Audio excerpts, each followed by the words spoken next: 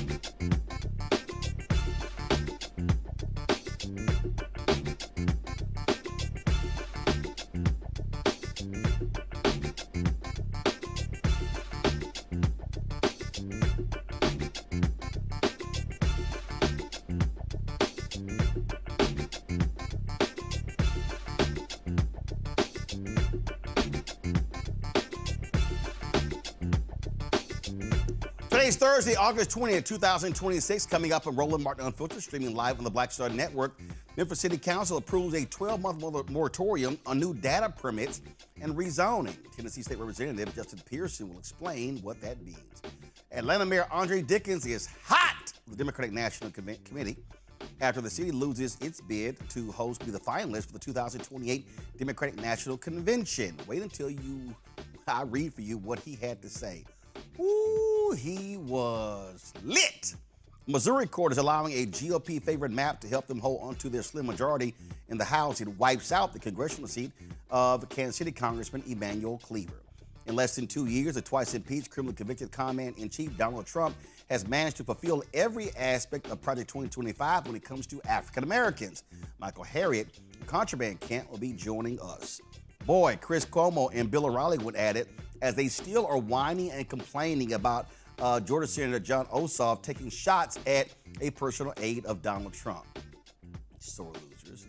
A special appointed Texas judge is hearing testimony to decide if Karmelo Anthony deserves a new trial. And the third annual Back to School Community Day, hosted by Wanda Durant, of course, mother of Kevin Durant, NBA All-Star, as well as the Durant Family Charitable Foundation, will be taking place this weekend. She'll be joining me in studio to talk about it. It's time to bring the funk. I'm Roland Martin Unfiltered on the Black Star Network. Let's go. Whatever the biz, he's on it. Whatever it is, he's got the scoop, the fact, the find. And when it breaks, he's right on time and it's rolling. Best believe he's knowing. Putting it down from sports to news to politics. With entertainment just for kicks, he's rolling. It's on go, roll, y'all.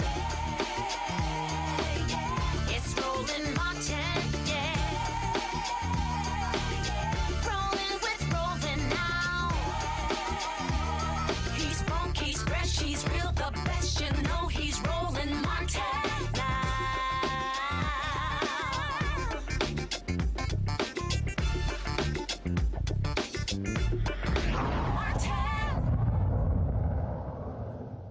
Massive public pressure has led the Memphis City Council to declare a 12-month moratorium on data centers in that city. It passed its first reading before the Memphis City Council. On Tuesday, 4 council members brought the proposal before a Memphis City Council committee. The committee voted to advance the measure to the full City Council, where it passed its first of 3 required readings.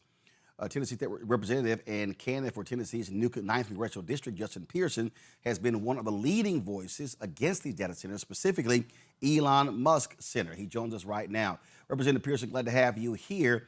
Again, this was the work of grassroots people and residents who made it clear they did not want to see these data centers in Memphis. They wanted much more oversight. Your thoughts on the Memphis City Council action? Absolutely. I mean, we've been fighting, Roland, for the last 2 years against Elon Musk and his illegal building of turbines and data centers in Memphis and now in North Mississippi. And there's even legal actions with the NAACP, Young, Gifted, and Green, and Southern Environmental Law Center against him because he has 69 gas turbines right in North Mississippi, right across the border from Memphis. But this has been a long and arduous fight. Memphis Mayor Paul Young has been one of the stalwart supporters of Elon Musk and XAI, polluting and hurting and harming our community. So we faced a lot of tension to get to this point and to get to this time. The Chamber of Commerce, Ted Townsend, all have been against really my community that I represent in the State House and that I'm running to serve now in the United States Congress as the nominee. But this has been difficult and challenging, and it's just good that the people power is still working and that we have some local elected leaders on the City Council who are stepping up in this moment in time to pass this moratorium. We've got 1 reading down. We've got a couple more to go. But I think once we have this in place, we can start getting those more intentional regulations that protect public health, protect people and our environment, and protect the workforce and the jobs that we should be getting, unionized jobs out of some of these projects. Well, and the thing I keep saying, when I see a lot of these projects, I keep seeing these people claim the economic benefits, but then when you start looking at the numbers, 30, 40, 50 jobs. And that just doesn't, marry with the hundreds of millions of dollars in tax breaks. Absolutely. And I mean, the truth of the matter is they're lying about the economic development because quite literally, these systems are designed to take away our jobs. right? They are computers that use our drinking water to ultimately take away our jobs. And the use cases overwhelmingly have been, how do you reduce blue collar and white collar jobs? And ultimately you have 2, 3, like you say, 50 people working at these plants. There's some construction temporary jobs that are usually from out of state. And then you only need a couple of people to run these machines in these hyperscale data centers because they're running themselves as large language models. But that's one of the carrots that they use in our communities to say, oh, we're going to bring so many jobs, and oh, we're going to give you millions of dollars in tax breaks, which is what, our mayors, Lee Harris and Paul Young, they were so happy about. We're going to get some tax money. But ultimately, what we find is they are spending hundreds of millions of dollars within days, right? $1 billion a month, $33 million a day to operate these hyperscale data centers. So when they say, well, you're going to get $15 million, they make that in 12 hours. Like we continue to get chump change. And what do we sacrifice? Our lungs, our lives, emergency room visits, sickness, illness, and premature deaths, all for the benefit of these billionaires. Okay, so it's one of 3 readings. Obviously, look, it's not locked in the stone. And so are you making it clear to your supporters, y'all got to keep pressing to make sure it passes?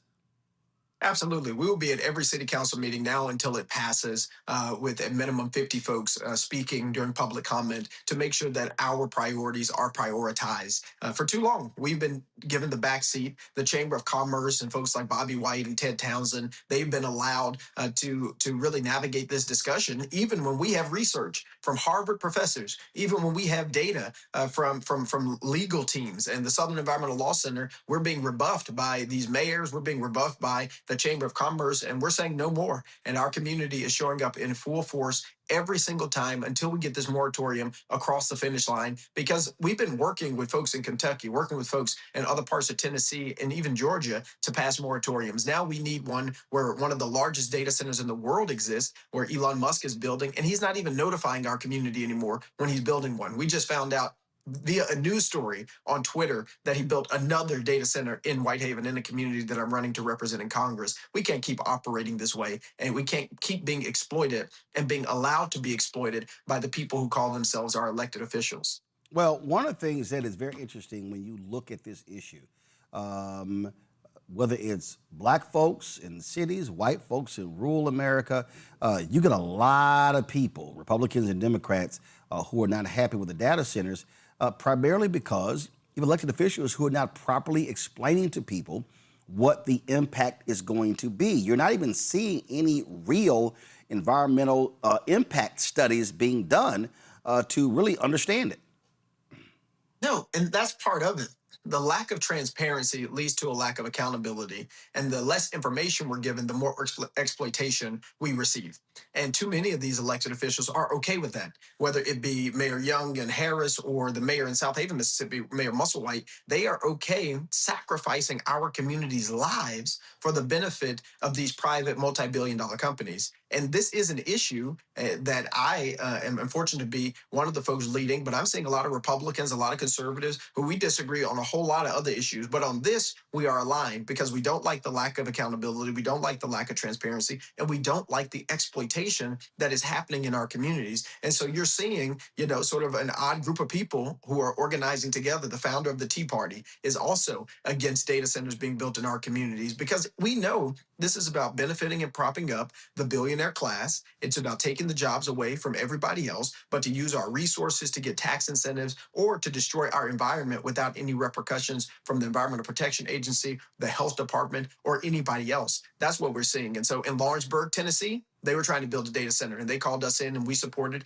and helped them in their fight, just like we're doing in Memphis. And so the coalitions that's building, I think, are really powerful. And I think as we go into this midterm is one of the reasons that I feel confident about our race, because we're seeing Republicans who are joining our campaign who are saying, well, you're fighting data centers. You're against that. You don't want them to take our land. You don't want them to take our water, our aquifers, and destroy our environment and our way of life. And that's what we need right now. This right here is, this is cleanview.co. And they're tracking these data centers. So go to my iPad, Anthony. And it shows that there are 3,355 data centers in the United States. Operating is 1,287. Planned data centers, 2,020. And then when you go down here and you see this particular map, and then you get an understanding of how significant this is, and you see where, a significant number of them are East Coast, Southeast, and the Southwest as well. You see they're spreading. What jumps out at me is, okay, is this overcapacity? Do we actually need the number of massive data centers? I haven't really seen a real significant survey or study done on, obviously all the people are racing for AI, but do we need this many data centers? No, we don't need this many data centers. They're racing against each other, and literally it's the billionaires versus the billionaires. It's Peter Thiel versus Kevin O'Leary versus Elon Musk. And ultimately what we are seeing is communities being sacrificed. And another thing that map, as you zoom in, will show you is that 67% of the data centers are being planned, not in urban areas, not even in suburban areas, but in rural America. And so they're going to places that have not before experienced the industrialization and the effects of what people in my community in Southwest Memphis and Boxtown and Westwood have experienced. But this is all about who can be first towards some end that none of us truly know. Right? They're having these IPOs, turning people like Elon Musk into trillionaires, but there's no end in sight. But what we do know is eventually this bubble is going to burst.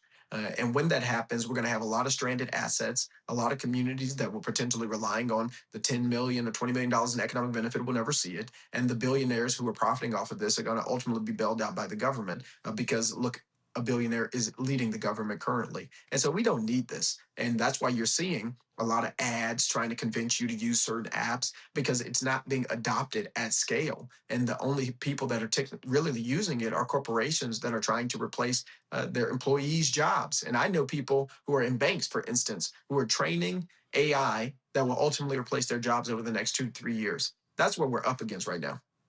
All right, Representative Justin Pearson, we appreciate it. Thanks a lot. I appreciate you too. Keep the fight. All right, I want to bring my panel, Dr. Greg Carr, Department of Afro-American Studies at Howard University, joining us from D.C. George Haney, founder of George Strategies out of D.C. as well. Dr. Larry J. Walker, University Professor, former Senior Congressional Staffer from Orlando. Glad to have both of y'all here. Greg will be joining us a little bit later. Larry, I'll start with you. Again, when we talk about these, this is a potent political issue. And it really, if you're a politician, this is a landmine. You better be real careful with how you answer these questions because a lot of people have questions and they want significant oversight over these data centers.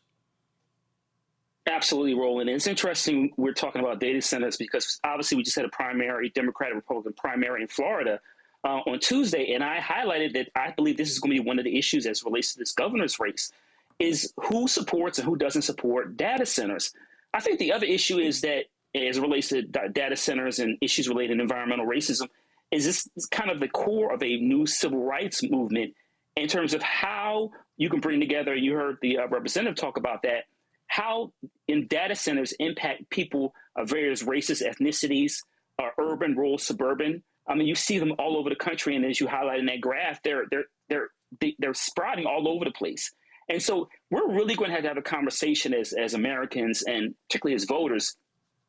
Who are the politicians that are supporting what's in the best long-term interest of their constituents and not focused on the PAC money or individual money that's coming to their campaigns? And so I think really it's going to be really interesting as we move closer to November. And we've seen the polling as it relates to data centers the last couple of months has shifted dramatically in terms of people not supporting them. The pressure to politicians who want to get elected, how do they, like I said, how do they respond to these questions? And if they don't respond in a way that aligns with the morals and values of their constituents, do they pay a price from that? Because if that happens, it will dramatically shift in the way in which they approach this issue. Joy? No, I agree completely. I think there are three issues here. One is that question, right? How do you thread the needle here? How do we support innovation? Because that's important. But at the same time, protecting jobs. I don't know that this is so much just a racial justice issue. It's almost humanity against the machine, right? And against billionaires who will, make money at any cost. And I think what Justin was saying is so important. The second issue is that this is going to be a bubble that ultimately bursts. And where will people be and where will communities be when it finally bursts? And they are reliant on these centers, right? I think the third piece is if you are going to have a center there are places where, perhaps there is a number of data centers that is appropriate. That is a place for government. That is an area where government needs to be stepping in and evaluating what is the number of data centers we need? How do we balance that against our desire to use AI and our need to not just have this be a race against billionaires, but ultimately what's good for humanity? Once you determine what that is, I think the question is, after we have these moratoriums, what do we do next?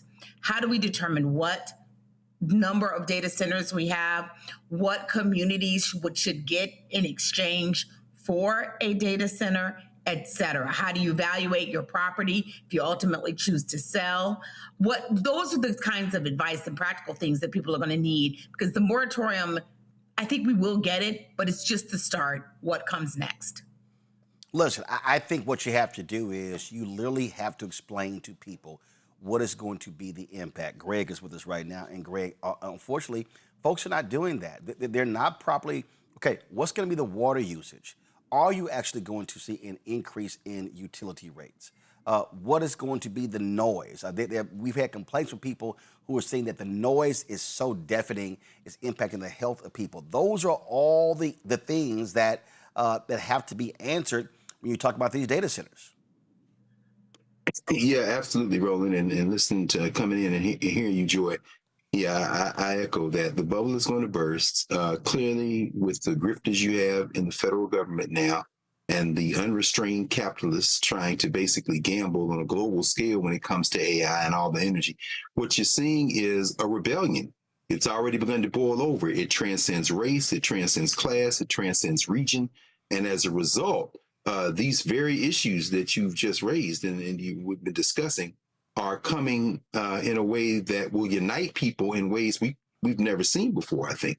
Whether it be Utah, whether it be Memphis or Nashville, whether it be here in the DC area, people becoming aware of these issues are not only pushing back, they're communicating with each other.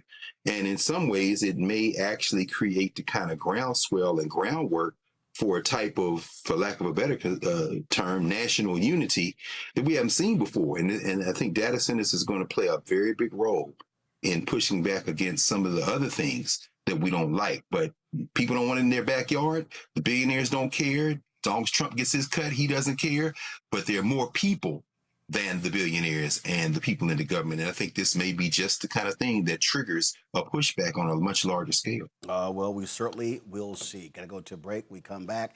We're going to talk about a lot of stuff, including Atlanta Mayor Andre Dickens going off on Democratic National Committee. Plus, we'll talk about the Karmelo Anthony effort to get his lawyer's effort to get him a new trial. You're watching Roland Martin Unfiltered on the Black Star Network. All right, folks, let me get personal for a second. My mom had questions about her Medicare, so she called Chapter, a Medicare advisory company, and she texted me right after saying it's a great benefit. It was easy. A real person walked her through the whole thing, and now she understands better what's going on. But it's not just her. A woman in Yonkers wrote in saying the process was so simple, the enrollment was easy, and she was so glad she called. Then there's Marilyn, 90 years old, in Florida, living on Social Security. Her premium climbed every single year north of $400 a month for coverage she could barely afford anymore. So what does she do? She called Chapter. They found her the same top-tier coverage for hundreds of dollars less. 90 years old, and finally somebody in her corner. I hear stories like that again and again from our community. The Medicare system was not built to work for you. Too much fine print, too many plans. Yet Chapter's advisors are independent and honest, the only Medicare advisors that compare every plan nationwide. They're focused on one thing, what actually works for you. If you're already in the right plan, they'll tell you. No games, and people who switched with Chapter saved an average of $1,100 a year. All it takes is 20 minutes.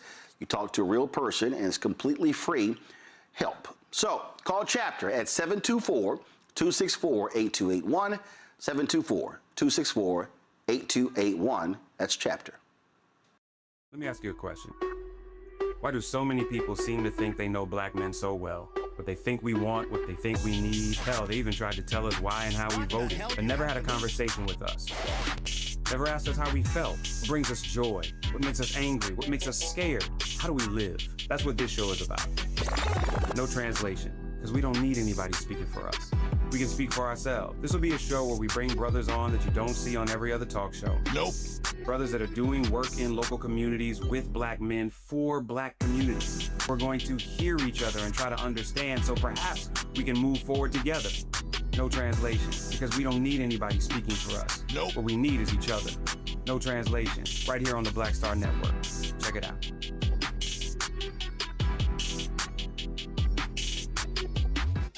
My name is Bill Duke, and you're watching Roland Martin Unfiltered.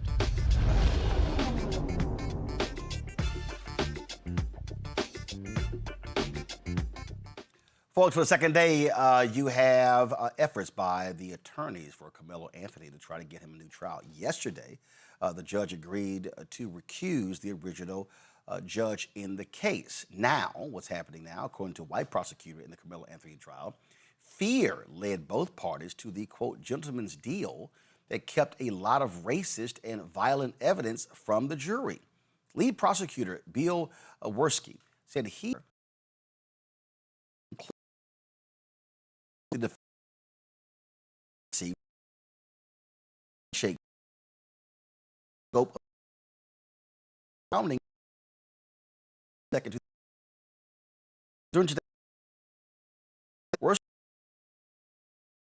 for not seeking the death penalty. Karmelo's lead appeals attorney, Russell Wilson, took issue with his client not having any public hearings after posting bond until jury selection. Worski said both sides took necessary steps to protect the parties involved because of the escalating tension surrounding the case. Prosecutors believe not having public hearings saved Karmelo's life. Karmelo's original defense testified about the Metcalf's racist background. Based upon what they uncovered, Austin and his brother Hunter were once caught spray painting graffiti, including KKK kill all blacks and Heil Hitler, along with the N-word. The brothers were sentenced to 12 months of juvenile probation. As I said on Wednesday, Texas District Judge John Roach Jr., who presided over the Karmelo Anthony trial, was removed from all post-conviction proceedings. Retired Kaufman County District Judge Michael Chitty will decide if Karmelo would get a new trial. Greg, what the hell?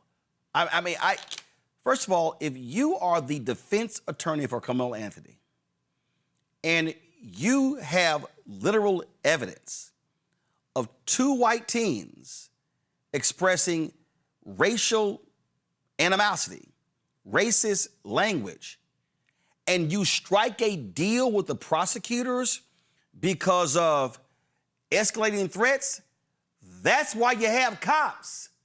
We've seen trials where juries were sequestered.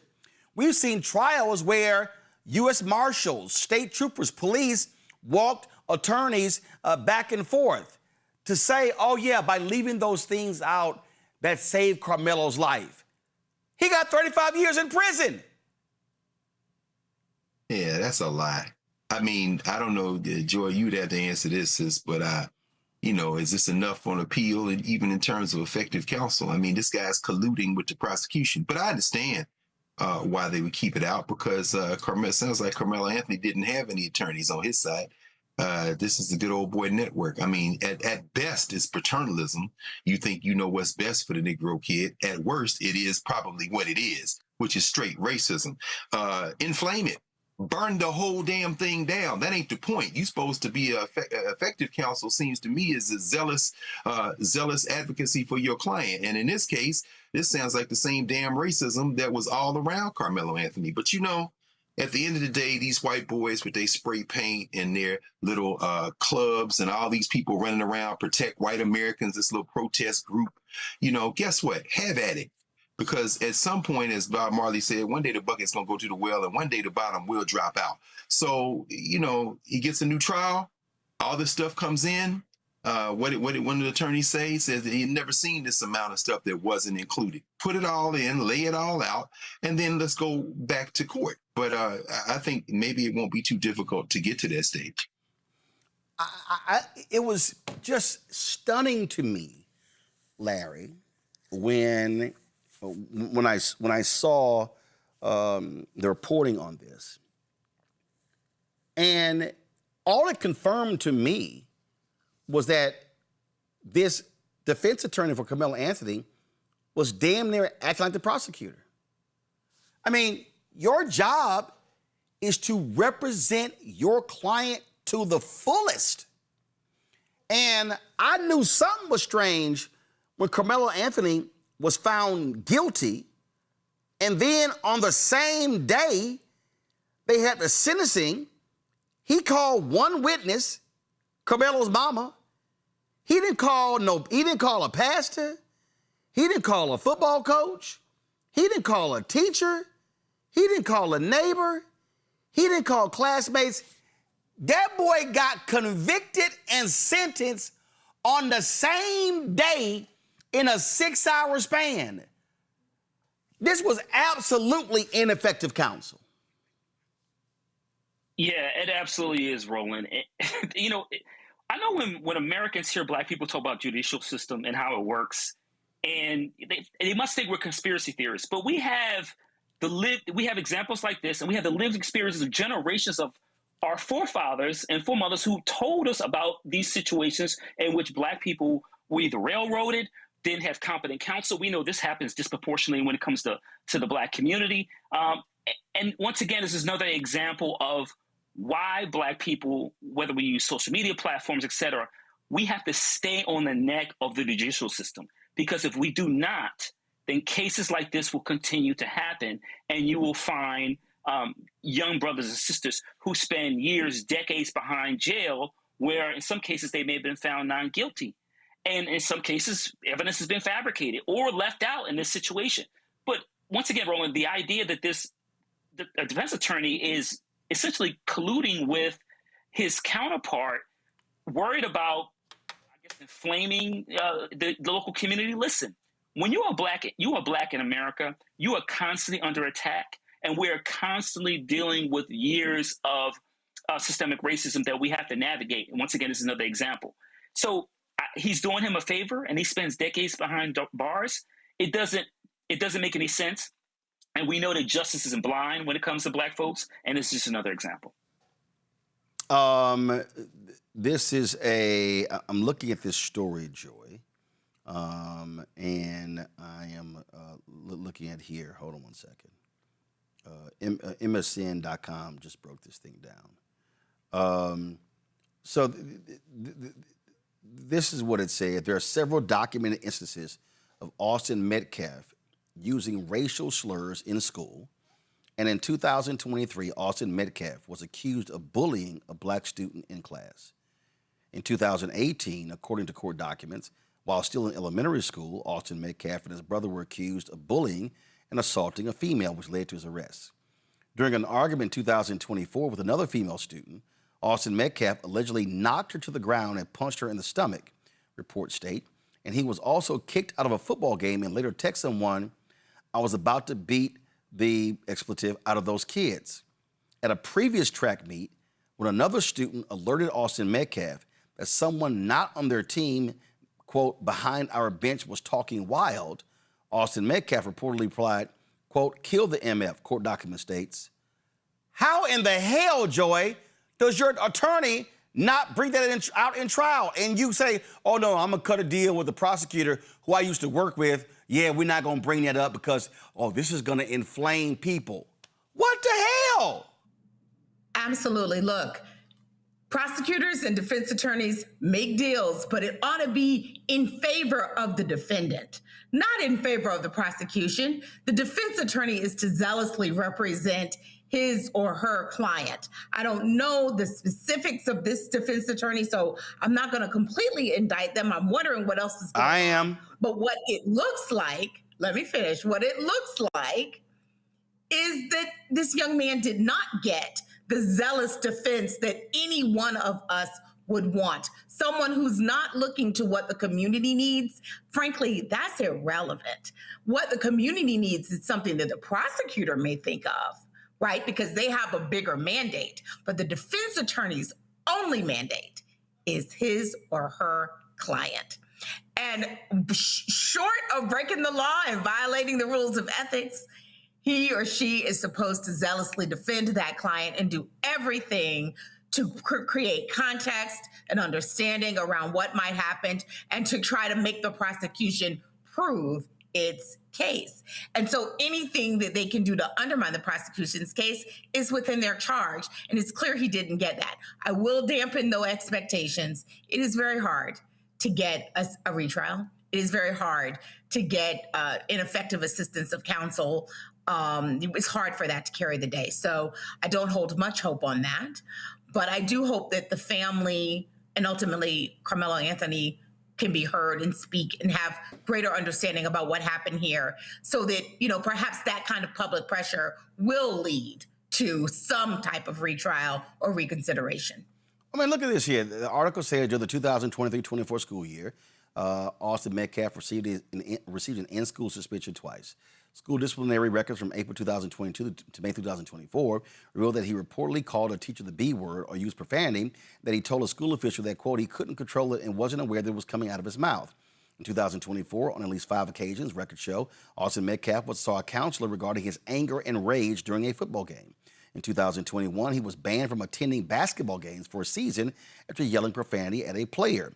Court documents state that Austin Metcalf was also suspended after he and another student were talking about bringing a gun to school the following day. Now, prosecutors say they have a 75-page character dossier on Anthony, and they claim that he texted someone on the day of the stabbing saying low-key he was on the verge and that his girlfriend went to school officials to complain that he had been stalking her because she broke up with him. Okay, here's my whole deal. It doesn't matter. I don't care if the prosecution has that. Your job as a defense attorney is to defend your client. So what happened? So y'all cut a deal and Karmelo's report wasn't entered, Metcalf's report wasn't entered, Karmelo was still found guilty and sentenced to 35 years in prison. Nah, I'm sorry. This is, to me, this is shoddy legal work, and in watching this whole thing, I never understood, Greg, what the hell his attorney was doing. And it was just mind-boggling to me. And he should have been fired. And there's no way in hell he should, the family was smart not to have him to handle this appeal, because that was just awful work. Well, or great work if you're a damn white nationalist. I'm willing to speculate. I mean, black in America, this is what we know. It sounds like everybody in there was against him. That funky-ass judge, certainly the prosecutor, and the quote-unquote defense attorney. How many times have we seen this type of collusion? We've often seen it, and yeah, Joe, you're right. I mean, it's hard to get a case overturned, obviously, on those grounds. But I mean, I think about just the shower of death penalty cases. Where ineffective counsel defense attorneys falling asleep at the damn table, or neglecting to introduce things, or to challenge on cross. And in this case, it's worse than all of those situations. You got somebody who basically working for the prosecutor's office, it almost sounds like. And let's say that they got a 75-page dossier on Karmelo Anthony. Great. Show us every word of every sentence of every paragraph of every page, and then stack it up against a nasty white boy who's punching women, getting in-school suspension, which, if this runs true with whatever else has been said about him, probably deserved worse. Probably somebody saved his ass while he was in school, and somebody who was spoiling for a fight and kind of got it. Put it all out there.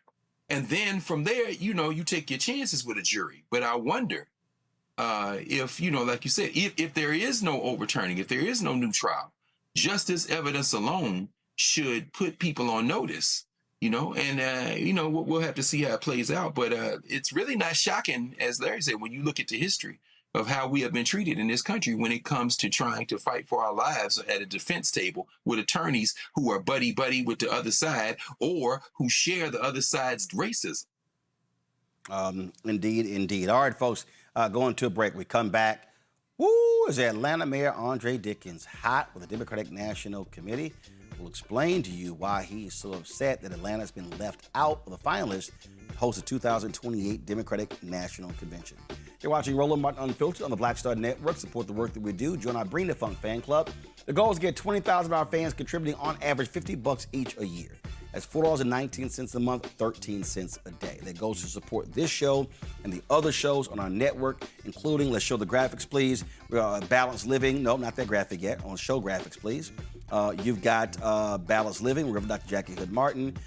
You've got, of course, The Other Side of Change with Bria Baker, Jameer Burley. You've got Second Opinion with Dr. Ebony Jade Hilton. You've got that show every Thursday. You've got The Black Table with Dr. Greg Carr. You've got our new show coming up. Of course, No Translation with Jeff Johnson. That's starting next week right here on the network. You've got Roland's Book Club, which airs every single Friday. And then, of course, you have our interview series that airs, seasonally, Rolling with Roland. So we've got all of that. If y'all don't have that graphic, y'all need to get that graphic. So those are all the shows of the network. And y'all, there are other things that we want to do. But the bottom line is this here. We can't do any of these things without resources. And so raising that $1 million offsets our costs. Again, and understand, y'all, I'm extremely transparent. It's $195,000 a month. We're talking about staff. We're talking about travel. We're talking about payroll. We're talking, listen, our studio, okay, our home base. This is $25,000 a month. So you're talking insurance, you're talking all of these different things. And so we have constructed this entity because we want to serve Black America. I'm not trying to do a mainstream news show. I don't care about what other people do.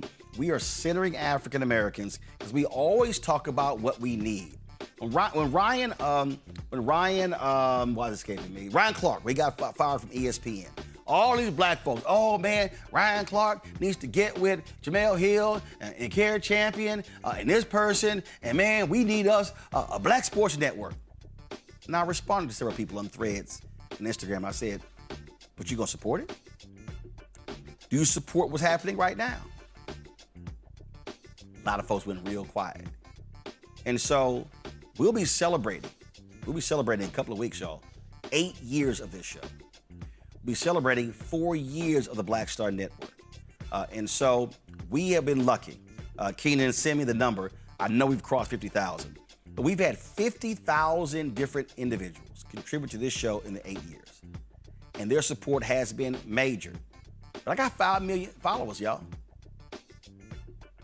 50% of 5 million?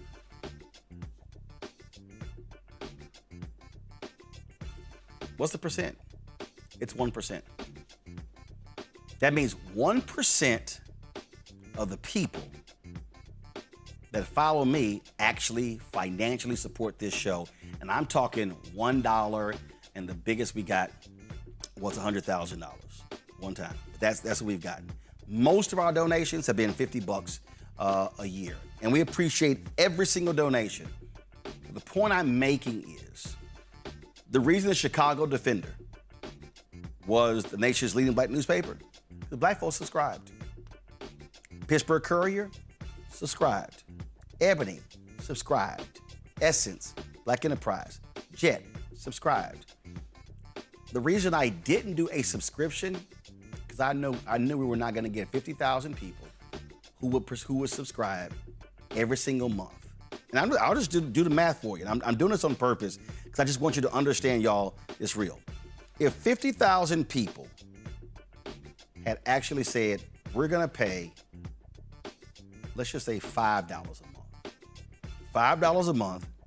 If 50,000 people said they're going to pay $5 a month, that'd be $250,000 a month. That would be $3 million a year. If 50,000 of our supporters paid $5 a month, I can tell you right now, I can go out and hire another 15 staffers. Easy. Possibly 20. I could literally have the largest Black newsroom in America. Just with that. But I didn't charge a subscription fee because I understood that wasn't gonna be the case. So when I look at Zateo and what Mehdi Hassan is doing, which is amazing. When I look at the people that support the Joe Budden podcast, no criticism there. I don't like Zeus Network, but I know there's an audience for that. they drive subscribers. But news is different. So we had to go to the model that we have right now. So your support, your donation to our fan club is critically important. If you're watching on YouTube, you've been watching for free, you haven't given a dime, but what happens if we go away? This week alone on this show, we've had the brother running for governor in South Carolina, the brother running for governor of Wisconsin, the sister running for the United States Senate in Florida, city councilman from Gary, Indiana. National media is ignoring devastation in Gary, Indiana. Christian Clark from the NAACP. We've had numerous other guests. Y'all, that was just in 3 days. This is why we do the work. So, you want to contribute via Cash App, use the Stripe QR code. You see it right here. That's also for credit cards. Click the Cash App button to pay to contribute. Checks and money order, make it payable to Roland Martin Unfiltered. P.O. Box 57196, Washington, D.C. 20037-0196. PayPal, R. Martin Unfiltered. Venmo, RM Unfiltered. Zelle. There are 2 emails, and let me know if one of them doesn't work. But the email is roland@rolandsmartin.com. That's right, roland@rolandsmartin.com. And then you can also use roland@rolandmartinunfiltered.com. roland@rolandmartinunfiltered.com. Some of you actually give on YouTube. We would prefer if you give to us directly because that way we can track it. And then, of course, we can make sure that your name is on our list of donors, which we air every Friday. Every Friday, we run all 50,000 plus names because we want to show folks who stands with us. I'll be right back. All right, folks, let me get personal for a second. My mom had questions about her Medicare, so she called Chapter, a Medicare advisory company, and she texted me right after saying it's a great benefit. It was easy. A real person walked her through the whole thing, and now she understands better what's going on. But it's not just her. A woman in Yonkers wrote in saying the process was so simple, the enrollment was easy, and she was so glad she called. Then there's Marilyn, 90 years old, in Florida, living on Social Security. Her premium climbed every single year north of $400 a month for coverage she could barely afford anymore. So what does she do? She called Chapter. They found her the same top-tier coverage for hundreds of dollars less. 90 years old, and finally somebody in her corner. I hear stories like that again and again from our community. The Medicare system was not built to work for you. Too much fine print, too many plans. Yet Chapter's advisors are independent and honest, the only Medicare advisors that compare every plan nationwide. They're focused on one thing, what actually works for you. If you're already in the right plan, they'll tell you. No games. People who switched with Chapter saved an average of $1,100 a year. All it takes is 20 minutes. You talk to a real person, and it's completely free help. So call Chapter at 724-264-8281, 724-264-8281. That's Chapter. Let me ask you a question. Why do so many people seem to think they know black men so well? What they think we want, what they think we need. Hell, they even tried to tell us why and how we voted, but never had a conversation with us. Never asked us how we felt, what brings us joy, what makes us angry, what makes us scared. How do we live? That's what this show is about. No translation, because we don't need anybody speaking for us. We can speak for ourselves. This will be a show where we bring brothers on that you don't see on every other talk show. Nope. Brothers that are doing work in local communities with black men for black communities. We're going to hear each other and try to understand so perhaps we can move forward together. No translation, because we don't need anybody speaking for us. Nope. What we need is each other. No translation, right here on the Black Star Network. Check it out.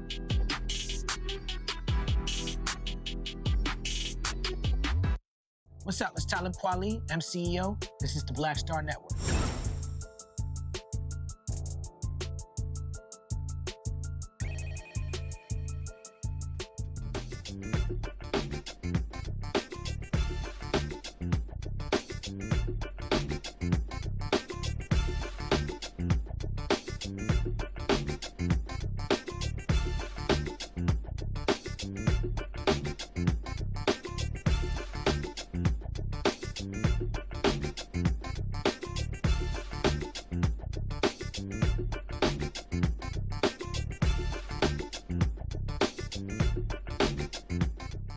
Whoa, Nelly! Atlanta Mayor Andre Dickens did not mince words, y'all, towards the Democratic party leaders after they took Atlanta out of the running to host the 2028 Democratic National Convention. Today, the DNC chair, Ken Martin, announced that the party narrowed its list to 3 finalists: Boston, Denver, and Philadelphia. Earlier this year, party officials visited Atlanta and the other 4 cities in the running, considering logistical and fundraising capacity, among other factors. The party didn't specify why the 2 cities were eliminated. DNC Chair Ken Martin said, quote, the 2028 Democratic National Convention will be an inspiring celebration of our party's future nominee and a critical step on Democrats' path toward retaking the White House. Boston, Denver, and Philadelphia all presented incredibly strong bids to host the convention, and we look forward to continuing to work with them as the DNC makes a final selection in the coming months. Atlanta and Chicago, which hosted the convention in 2024, were the other cities being considered. Now, Dickens was not happy with the decision, and this was his statement. To Atlanta, the South, and all Democrats, the DNC continues to make the wrong choices. This decision could not have been based on Atlanta's ability to host major events, not on the heels of being ranked the best city to host the World Cup, not when State Farm Arena is one of the busiest and most successful arenas in the country. For the DNC to not even include Atlanta in the short list means that the DNC does not consider Atlanta or Georgia relevant to the past, present, or future of the Democratic Party. It seems that Ken Martin doesn't even believe himself when he said that the road to the White House runs through the South. Yet again, the DNC and Chairman Ken Martin have shown that they are unwilling to do the bare minimum to support the base of the party. Atlanta is the crown jewel of the Southeast, the black economic engine of the country, and the cradle of the civil rights movement. They are afraid to leave their comfort zone and blind to the fact that the South is the answer. They are abandoning Atlanta, abandoning the South, and once again abandoning black voters. Atlanta has not hosted a convention in nearly 40 years. One party has chosen the South to host their convention, and the other has chosen the same region over and over again. This isn't by accident. It's an intentional choice. At a time when Trump and the Supreme Court are minimizing black electoral power, we need a party that will come to Atlanta and galvanize the Southeast for 2028 and beyond. Real leaders produced for the present and the future. With so much evidence to the contrary, this was an opportunity for Ken Martin and the DNC leadership to show they have a thoughtful plan for the party and know how to win the White House in 2028. But instead, they are running scared and retreat to their safe spaces. I'm ready for Democratic leadership that understands what every Democratic voter already knows, that this is a moment that demands we run towards battles and into the fight.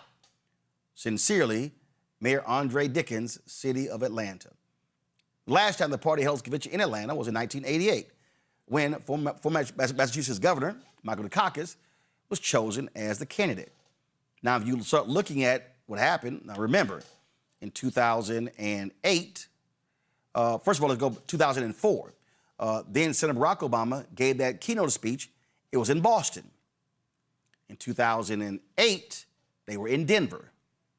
2012, they were in Charlotte.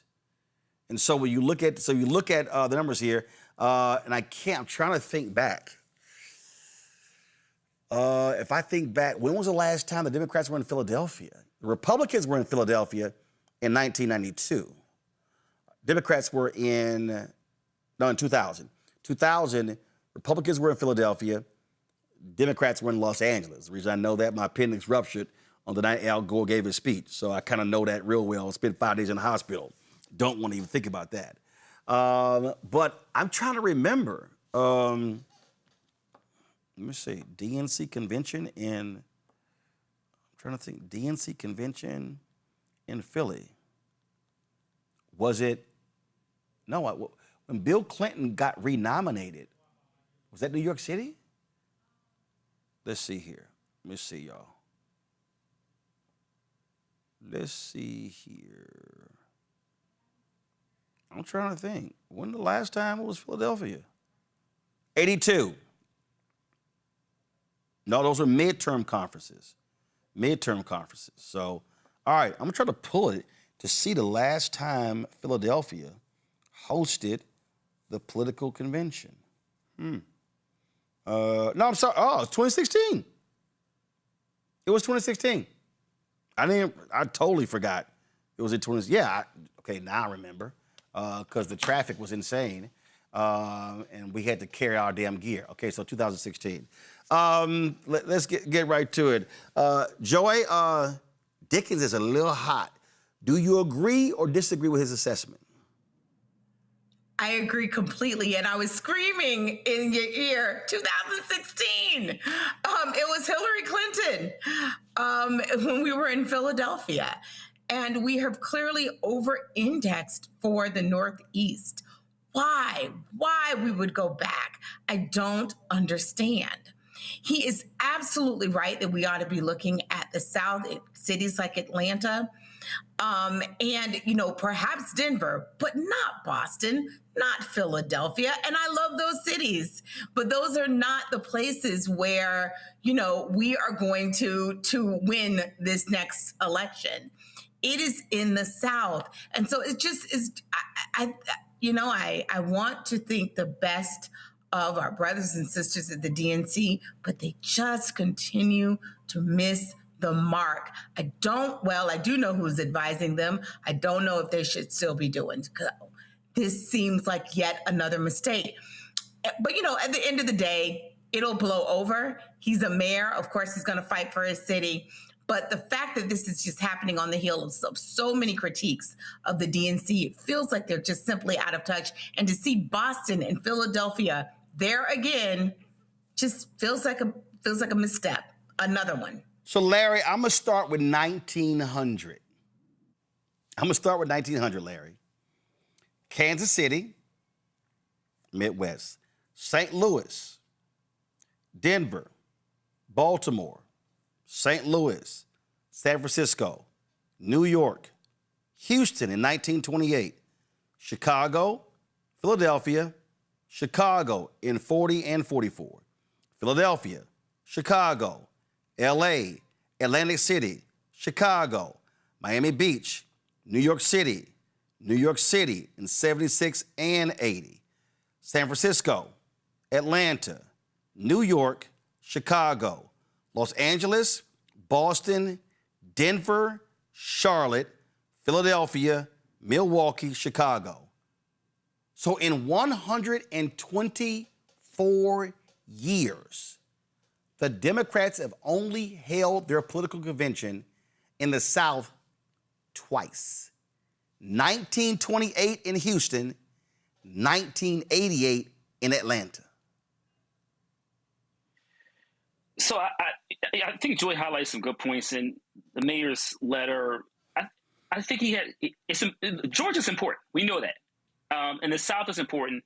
He also make the historical connection to Atlanta and Georgia and as it relates to the civil rights movement. And we all know that is accurate. And so, Roland, it's interesting because as you played it out of the last century and you realize that the South hasn't hosted very much, that is concerning, particularly, like I said, considering the historical role that the South played in the civil rights movement and continues to play. And obviously Atlanta, they talk about a Black economic engine. We all acknowledge the critical importance in terms of Atlanta and also small and medium-sized Black businesses. I also want to note that Philadelphia is a city that obviously with a lot of history and has done a really great job at hosting an event, besides the traffic issue you talked about, Roland. So there is that. But I do think that about the DNC and all the criticism that they've dealt with over the last couple of months and really like the last few years in terms of being out of step with what's necessary is a fair and accurate critique. And when, like I said, when you read back all the conventions, I was shocked that it hadn't, you hadn't had more in the South. So, but the other question is, Roland and everyone else in the panel, is we don't know what the proposals look like. That's the other challenge. What are the details in the minutia that no one else outside the DNC knows about, certainly that I wouldn't know about, in terms of how the proposals, what they look like, or what were some of the incentives and some of the other things they outlined. So I think that's another issue none of us know about and won't have that information. So, Greg, I'm going to read the Republican cities, starting in 1900.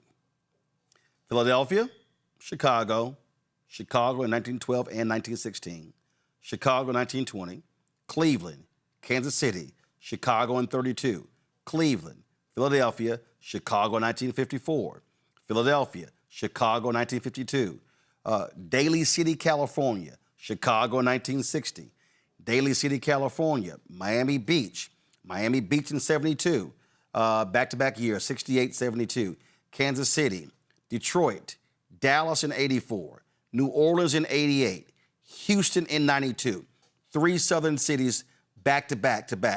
San Diego in 96, Philadelphia, New York City, St. Paul, Minnesota, Tampa, Florida, 4th Southern, Cleveland in 2016, Charlotte in 2020, Milwaukee, Houston is their choice for 2028. So there will be 5 Southern conventions for the Republicans, 2 for Democrats. Well, let's see what happened. Those southern cities came out after 1964. Barry Goldwater, of course, 64, when the Republicans began their inexorable shift to become the white nationalist party. These racists understand that the key to their continued survival is the South, and their strategy has been successful, and it's about to die. The Democratic Party is the soft white nationalists. They are not our friends. We should have no fealty to them. They are simply, as you often say, a delivery system. I'd like to go back 60 years to 1964. When Mrs. Hamer and Ella Baker and Bob Moses and Lawrence Guillot and that whole crew created the Mississippi Freedom Democratic Party, they had no love for the Democratic Party. In fact, they saw the Democratic Party as the party of betrayal. They didn't expect anything from the Republicans, but what they saw was a systemic betrayal. They viewed the Democratic Party as deeply complicit in white supremacy. Of course, the Dixiecrats were still hanging around. What they saw was a tension. They did not pursue Atlantic City, Northeast, in 1964, Ms. Hamer and them, because they were making a moral argument with the Democratic Party. They were making a tactical, pragmatic argument. This was the best of the two parties to be the delivery system for them to seize party in a two-party system. The compromise in 1964, after the party wouldn't reseat them, of course, Lyndon Johnson went with the party against the Mississippi Freedom Democrats, really marked a turning point, as we know, in the civil rights movement. You see the emergence of the Black Power movement in the wake of 1964 convention in Atlantic City. I went through all that for this reason. We owe nothing to the Democratic Party. Ken Martin is a failed chair. He's crumbling as we speak. He's raised about, at this point, I think 15 to 35 cents. And the party is no longer, is increasingly out of the control of the smart-ass white boys and the corporate Democrats. I mean, you look at somebody like soon-to-be Senator Nixon, who joined the Democratic Socialists of America yesterday, June. But the point is, people are now awakening to the idea that we owe nothing to the Democratic Party, but we will use you as the delivery system. They have put their mass media machine into effect. They've been arguing. You've got even American Negroes, whether it be Jim Clyburn or Hakeem Jeffries, who showed his ass on Meet the Press this past weekend by saying he's not for Medicare for all. Hey, man, shut up. But guess what? Or don't shut up. It really doesn't matter. The train has left the station. Finally, it doesn't have to be in Atlanta. Remember what happened the last time they were in Atlanta? That's when Jesse Jackson had a plurality of the delegates, and we was all coming down there thinking we was about to have a whole ass fight. But the specter of Bill Clinton and them, even though Ron Brown ended up running the party in 1988, the specter of the corporate Dems finally subsumed what was an insurgent movement that had begun in 1964, continued through 2 Jackson campaigns, and we was about to have a battle for the Democratic Party in 1988 before Jackson released his delegates and gave to do caucus, gave him Ron Brown, and through Ron Brown's genius and all the tactical advantages, led 4 years later to the election of Bill Clinton. Well, guess what? The demographics have continued to change, have continued to shift, and I think every day more and more people are awakening to the idea, we ain't listening to no Ken Martin, we ain't listening to no Jamie Harrison, we ain't listening to no smart-ass white boys. We're going to take over your funky party and use it as a battering ram to get what we want, and that would be exactly in the spirit of the Mississippi Freedom Democrats and Fannie Lou Hamer. So the DNC sent us some backup material stating that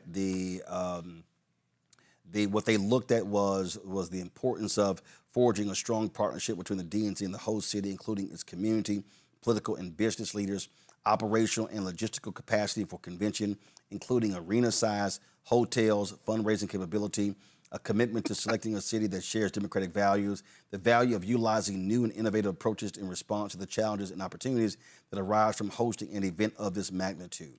Now, they also then went on to tout all the things that they have done to support the South, including historic, as they say, historic financial and organizing investments across the South, providing over more than $1 million monthly to all 50 state parties, investing an extra $5,000 a month in Republican-controlled states to help build party infrastructure and ensure Democrats are able to compete everywhere, including in 9 southern states, and on and on and on. So that's sort of what they laid out there. So, but again, Mayor Dickens, we may have him on tomorrow's show or Monday's show. So can't wait to hear what that Kappa got to say about this, because again, he was that letter was blistering. So, all right, y'all, we're going to go to a break. When we come back, we told y'all there's been a war on Black America. We told y'all that Donald Trump, MAGA Republicans want to defund Black America. Well, Michael Harriott, founder of the Contraband Camp, has broken down the top 10 ways that they've targeted Black folks. He says they already achieved all 10. He's next, right here, Roland Martin Unfiltered on the Black Star Network. All right, folks, let me get personal for a second. My mom had questions about her Medicare, so she called Chapter, a Medicare advisory company, and she texted me right after saying it's a great benefit. It was easy. A real person walked her through the whole thing, and now she understands better what's going on. But it's not just her. A woman in Yonkers wrote in saying the process was so simple, the enrollment was easy, and she was so glad she called. Then there's Marilyn, 90 years old, in Florida, living on Social Security. Her premium climbed every single year north of $400 a month for coverage she could barely afford anymore. So what does she do? She called Chapter. They found her the same top-tier coverage for hundreds of dollars less. 90 years old, and finally somebody in her corner. I hear stories like that again and again from our community. The Medicare system was not built to work for you. Too much fine print, too many plans. Yet Chapter's advisors are independent and honest, the only Medicare advisors that compare every plan nationwide. They're focused on one thing, what actually works for you. If you're already in the right plan, they'll tell you. No games, and people who switched with Chapter saved an average of $1,100 a year. All it takes is 20 minutes. You talk to a real person, and it's completely free help. So call Chapter at 724-264-8281, 724-264-8281. That's Chapter. Let me ask you a question. Why do so many people seem to think they know Black men so well? What they think we want, what they think we need. Hell, they even tried to tell us why and how we voted, but never had a conversation with us. Never asked us how we felt, what brings us joy, what makes us angry, what makes us scared. How do we live? That's what this show is about. No translation, because we don't need anybody speaking for us. We can speak for ourselves. This will be a show where we bring brothers on that you don't see on every other talk show. Nope. Brothers that are doing work in local communities with Black men for Black communities. We're going to hear each other and try to understand, so perhaps we can move forward together. No translation, because we don't need anybody speaking for us. Nope. What we need is each other. No translation, right here on the Black Star Network. Check it out.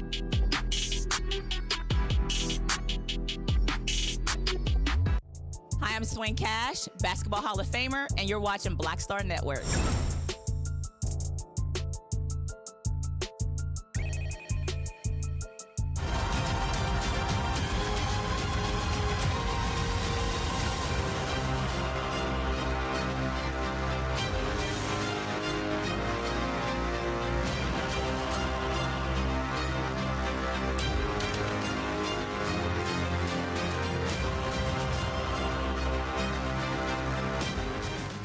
Judge cleared a significant hurdle for Republicans by ruling in favor of the redrawn congressional maps ahead of November midterms.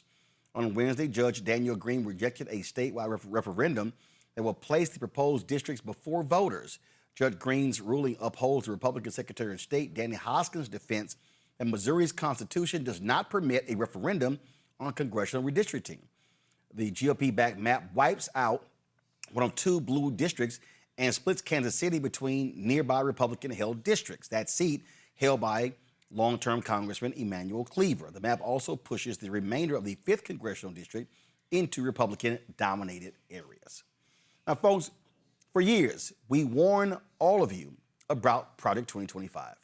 We've seen every goal of Project 2025 come to pass. And from eliminating voting rights, abolishing abortion, getting rid of diversity and inclusion programs, all in less than 2 years. Michael Harriott, founder of the Contraband Camp, dropped this article, Project 2025 Performance Review. He lays out how Trump achieved every goal of the white agenda. He joins us right now. All right, Michael, break it down. You said mission accomplished.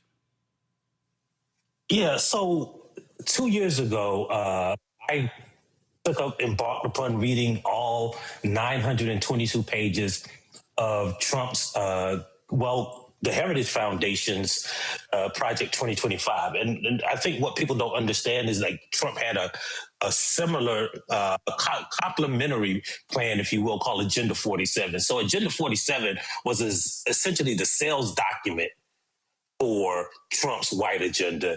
And Project 2025 was like a detailed blueprint.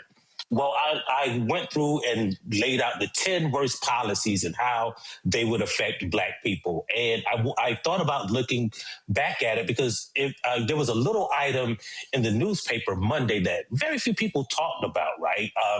Everybody's talking about Stephen A. Smith. The Trump administration had been telling EEOC judges, basically, hey, don't rule against any discrimination cases. Don't even make a decision until we lay out our new policy. Well, his new policy debuted on Monday, and basically he's banned all federal agencies from even counting the demographics so every agency in the federal government has an EEOC office and a civil rights office. So they catalog like racial discrimination, and they take statistics. That's how we know that teachers were punishing Black students disproportionately to white students harsher. And so Trump's solution was, hey, why don't we just stop counting the races? And stop counting the racism. That should solve everything, because you can't fight racism if you don't have the statistics to do it. And that was his plan all along. And the few people who talked about it were saying, how shameful it was. But this was part of what he laid out in Project 2025. We were talking about the more hyperbolic stuff, but what that plan was a way to get the federal government, the inner workings of the federal government. Remember, the last time when he talked about draining the swamp, he wanted to fire all of these people. Well, it's really hard to fire government unionized employees. So what he focused on was two offices, the Equal Employment Opportunity Commission and the Office of Personnel Management. Basically, together, they're like the HR department of the federal government. And he said, well, what if we don't just fire people? What if we just install appointees that don't have to be confirmed into the HR department? And that's how he's been clearing house. And that's one part of Project 2025. And it was the final piece, the final part of the puzzle of everything that he wanted to do to whitewash this government and make America white again. When you talk about whitewash the government, essentially what he did the exact same thing that Woodrow Wilson did when he came in and said, we're getting rid of the federal. He brought segregation back to the federal workforce. But not only that, Trump did this in his first term. People forget the reason when it came to the contracting, they stopped collecting data. So their whole deal was, we're not going to collect racial data. So you didn't know how bad it was. Well, we've had other folks that track it. Let's just say the money. A bunch of these Simple Simon Negroes out here who claimed Trump was going to put more money in their pockets. Well, in the last year of Biden-Harris, Black-owned businesses got $10 billion in federal contracts. Now, that was only 2%. Okay, not a great number, but the $10 billion was a record number. In not even the full 2 years of Trump, that number is down to 1.2%. You're talking about a loss of nearly $5 billion in federal contracts. I know numerous Black businesses that have been wiped out, destroyed because of what's happening in federal contracting. Right, and that's part of Project's 2025 plan. So if you look at the 2027 budget that Trump submitted to Congress, right, one of the lines is they wanted to eliminate the Minority Business Development Association. So many of those businesses that you were talking about got the money through the Minority Business Development Association, and Trump wants to eliminate this. Again, people are outraged. He told us he was going to do it. It's not like he slipped something in our drink and then we woke up and all of this stuff that we have achieved was gone. And what's important to know about this, going back to what Dr. Carr was saying a few minutes ago, right? Like the people who talk this crazy nonsense about, both parties are bad, or like the Democratic Party don't like us. Nobody ever expected the Democratic Party to love us. The EEOC that Trump is essentially wiping out, that was created by a black man named Hobart Taylor, who forced LBJ and JFK to literally on Inauguration Day to let him into the White House. And he wrote two policies, right? The one that created the President's Commission on Equal Employment, which became the EEOC. And the other one was a new policy that no one had ever heard of. He created the term on his own called affirmative action. These are the things that Trump wants to eliminate, but they're not things that like the Democrats gave to black people. It's things that black people use the Democratic Party as a tool to realize for themselves. Oh, no, Michael, here's again what happens when Simple Simon, silly Negroes can't read and get played. Remember when Trump put this little thing out, the Platinum Plan? Remember that? Come on, guys. I remember that. Now, right? All right, I'm going to go to the business part because you just said something people didn't catch. He put in here, fueling access to capital for black-owned businesses. And again, these same Negroes are like, see, y'all sitting here, y'all dogged Ice Cube.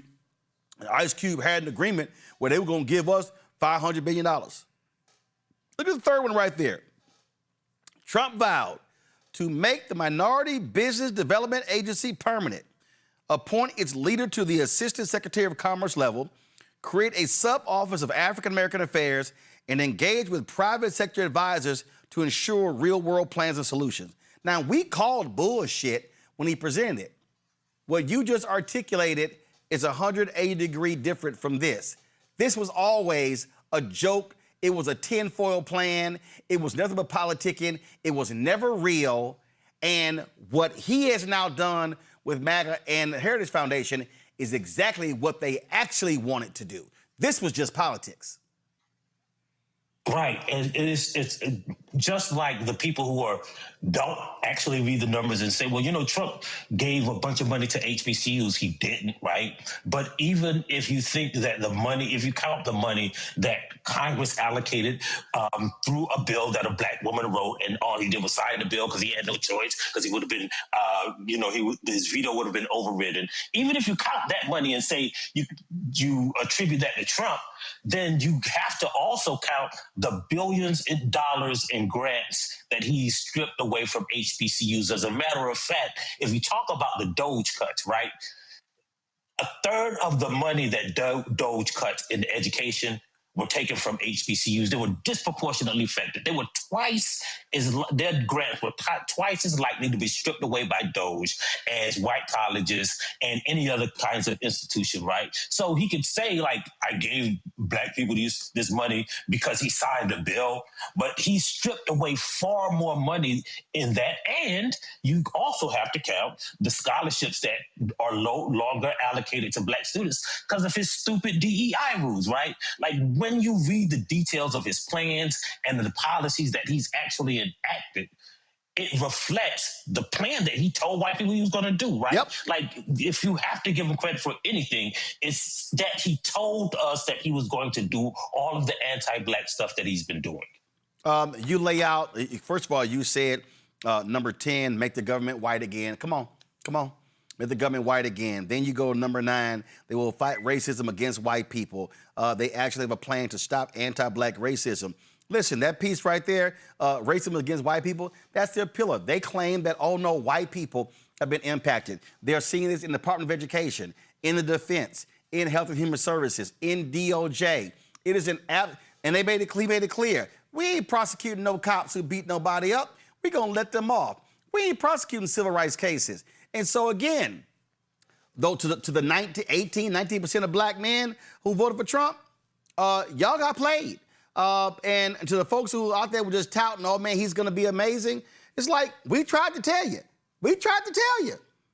But some folks chose the couch. Right. And now they mad, Michael. Yeah, and I think, you're talking about how he does this stuff. And again, I don't even know if he fooled us, because there were people like you, a lot of us who were saying, hey man, all you got to do is read it. Like, he's laid out his plan. In Project 2025, there was this small little detail that if you had read about this entire generation of Republican and conservatives effort, they really had been mad for years that the Army was getting darker and darker, and black men, women were getting leadership positions. And there's a line in Project 2025 says that the U.S. military no longer reflects the demographics that makes America great. Well, you see, they count demographics in one place, right? Like, he's telling colleges how to send him the data on how many Jewish students they have, right? And how many white students they had, right? So they are in favor of demographics in one place. The only place that he wants to take racial data is from the FBI, because he wants to push that black on black crime narrative that white supremacists love, right? But without that, he couldn't send those troops into those majority black cities like DC, like Memphis, like he wanted to do in Chicago, right? So he picks and chooses, like, he likes DEI when it is for white people. He likes wait a minute, such as Lindsey Graham's sister, in South Carolina. Right, like he likes, they like the meritocracy, supposedly, but when Lindsey Graham's sister is standing in front of a debate stage and said, I don't know anything about this foreign policy stuff, like, I'm just a little white girl, how am I supposed to know what all the big, strong men are doing over across the sea? That's not the meritocracy, right? Like, where's the meritocracy when you're talking about foreign wars, right? Where's the meritocracy when you're talking about running out of bombs, right? But again, you can't be surprised when they laid it all out in a 900-page document 2 years ago. Yep, and remember, he stood before the cameras and said, I want to give all the cops immunity. He said it. Came out of his mouth. I'm going to go to my panel right now. Larry, you're first up. Yeah, we've heard a lot about this, we talked about Project 2025 and some of these other supplementary documents. What do you think we should do as a community to offer a strong counter narrative? I know the Republicans, this is not new, the contract with America, et cetera, they've been doing this for years. But what is it you think we need to do in terms of bring the collective together and producing a document that has clear, short, and long-range goals to counter and also make sure you continue to take our community forward, that we can thrive? Oh, I don't know. I think, like, when we talk about, like, we need a counter narrative, we need a document, just like Ice Cube was saying, we've been doing that, right? Like, you talk about, Kevin Smiley did it. We did it in Gary, Indiana. We've been doing it for years. And if you look at all of those black agendas, they are remarkably similar, right? Like, we've been demanding the same thing from this country ever since we been here, right? And so I don't know if a document or a plan is what we need, right? Like, because I think the defensive approach is like, if they do it, we should do our own, is not the way to counter them, right? We have to show everyone else, like, ultimately, man, there is no other way to say it, is that they want to kill you, right? And they wrote it down on paper and passed it amongst themselves. It's like, hey, man, we are going to do everything that we can to kill them collectively as a community, not Michael Harriott, not Roland Martin, not Dr. Carr, but collectively as a community. We have created this document with the best and whitest minds in America that how we're going to kill Black progress, Black communities, Black institutions, and Black individual people. And we have to get people to understand that. And I don't know if a document is going to do it, right? I don't know, because we've written it down before. Yeah, right? I'm so back and look. Like, we can literally use the Gary, Indiana document right now, and it would be a legitimate Black agenda. But we have to get people to understand it by translating it into terms that they understand and to things that will inspire them to do something about it. I remember when one of the folks who was working with Ice Cube hit me up. And I ain't gonna name the brother because I would embarrass the hell out of him. Because he's embarrassed enough for saying that dumb shit to me on the phone. And I remember I parked in my driveway and we were talking. He said, Roland, you don't understand. This is the first Black agenda that's been presented since Reconstruction. I said, are you stupid? I said, don't you ever repeat that dumb shit to anybody ever again. I said, fool, the NAACP, the National Urban League, D9 groups. I said, I could run the CBC. I said, I could run you a plethora of Black agendas that have been presented over. I said, MLK. I said, hey, I said, SNCC, CORE. I said, man, we can run this thing down for more than 100 years. I said, don't ever say it again. Right. I said, so y'all actually think that y'all was so smart and so bright that y'all came up with something that nobody else thought about? Hell, Amos Wilson got a book that's damn near this thick. I know Greg got a copy back there, laying out the same thing. Dr. Claude Anderson. I said, what the hell are y'all talking about? Right, and it also insinuates like, hey man, like the reason that we haven't gotten the things that we have demanded from this country or this country owes us is that like we just didn't write it down yet, right? Like, and Ice Cube wrote it down and now we'll get it, right? And that's not how politics works. That's not how white people work. That's not how getting things works, right? From somebody who has stolen them from you. And the idea, like, I think agendas are fine, but we got enough agendas. Let's like, if anything, we could just, update the language and put it, maybe the font, but we got enough agendas. It ain't the agenda. They have a plan to kill us, right? It ain't, we got to decide, like, you know what, we need some more, a little bit more of this, and we got to sprinkle some salt on this thing that we made last year. We got enough, man. We have to understand it's them. It's not anything that we've not done. Absolutely. Joy. All right, look, so everyone knows if you've been on here, I am an alumnus of the EEOC in the Obama administration under Jackie Berrien. If you care about the EEO-1, which is what our guest is talking about here, and the consistent data collection that every company has done, that they use to their benefit often to show what progress they've done, and if we don't have it, we won't be able to see how they are undoing that progress. This one is for us specifically, but other groups, it collects all kinds of data, right? On the basis of all kinds of demographics. If you're a woman, if you're a person with disabilities, et cetera, the EEO-1 is highly important, especially though to Black people. I put it in the show chat. There is a way for you to take individual action. The Federal Register is taking comments right now. Individuals can submit it. They're due on Monday. And I don't remember the exact time, but they're due on Monday. I put the link in the chat where you can submit your individual comment. And if you are an organization, you should do so as well. But individual people, just like you and I put it in there twice. I'm going to put it in again repeatedly so you don't miss it. This is an opportunity where we can let our voice known. It has not been rescinded yet.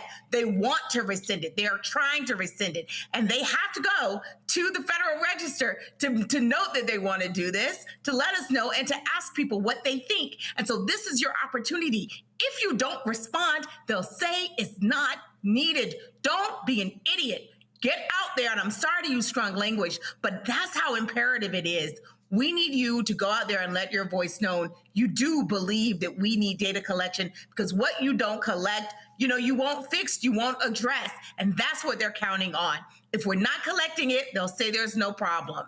Or worse, they'll say it's white people being discriminated against, which is what they're saying now. But it's the evidence and the data that undermines that. That's why they're trying to get rid of it. This is also in their Project 25 plan. Child, you ain't used no strong language. You ain't even cuss.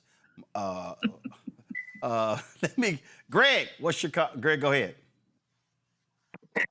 Thank you, Roland. And thank you, Brother Michael. As always, brilliant work, man. I'm glad you out there with both fists fighting. And you're always so crystal clear and put it, as Joe Madison would say, where the ghost can get it.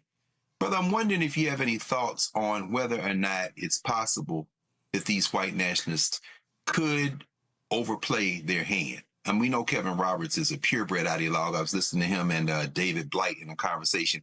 And Roberts is so out of touch with reality, it's not even real. And that little punk, Russell Vogt, as you know better than most people on the planet at this point, scurrying around with his dreams, both of them ideologues, and so many of them.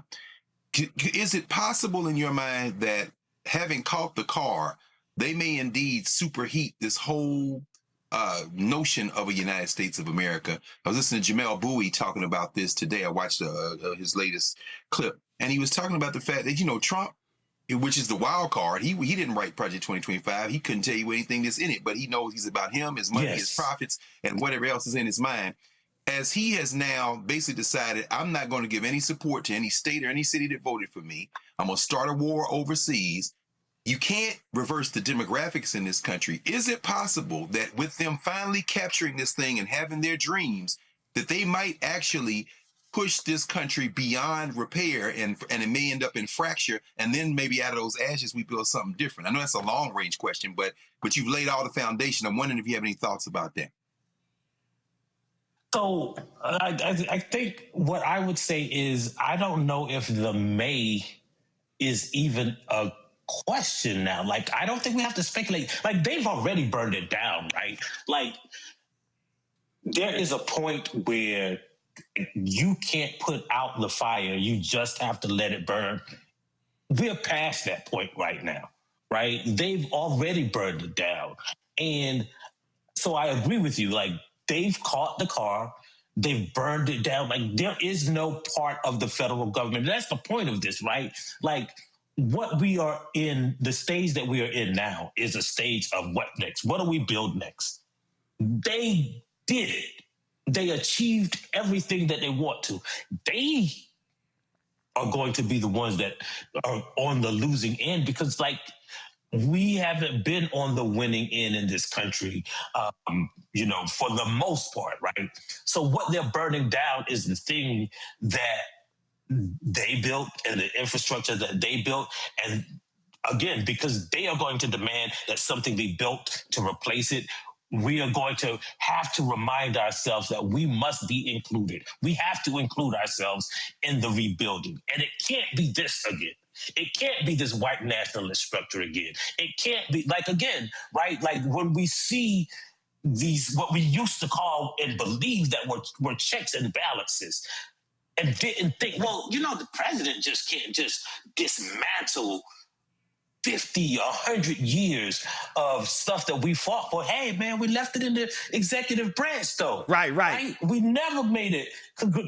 We never made it undergirded by congressional legislation, so the president can do it, right? We never took that thing that Hobart Taylor wrote, and thought, like, man, we can expand it, we can buttress it, we can make it stronger. Now we were like, we got it now. And that's the thing that we have to understand, right? Everything we build, right, they're going to be chopping at it as soon as it's built up. And we also have to realize that politics is not just a game of going to the booth and voting. It is a maintenance project that we are required to participate in. Just like we just explained, right? Like, you got to go and put in your public comment. You have to go and fight this on every end, not just in a voting booth, right? The keeping up the protection of Black people is an ongoing project that does not just happen every 4 years.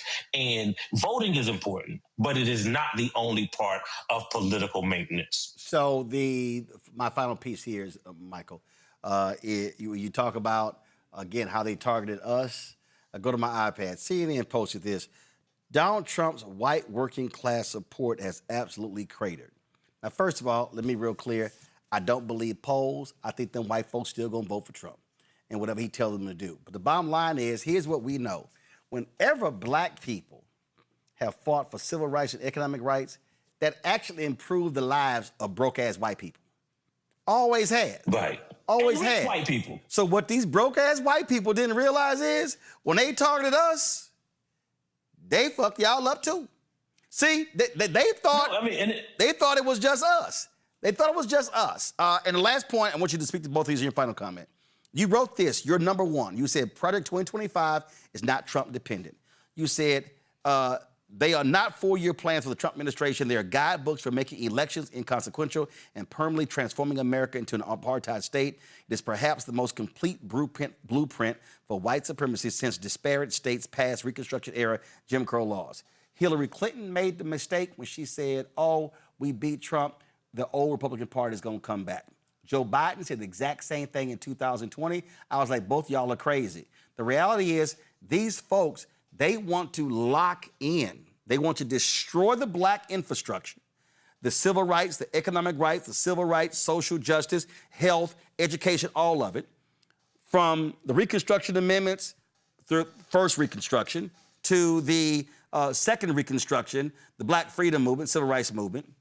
And then the third Reconstruction, for me, the death of George Floyd, which kicked off that period. That's what these folks want. So they want to wipe it all out because they see the numbers, to Greg's point, and their whole deal is, man, listen, we're going to be the minority population-wise one day, but we want to make sure we always got that power.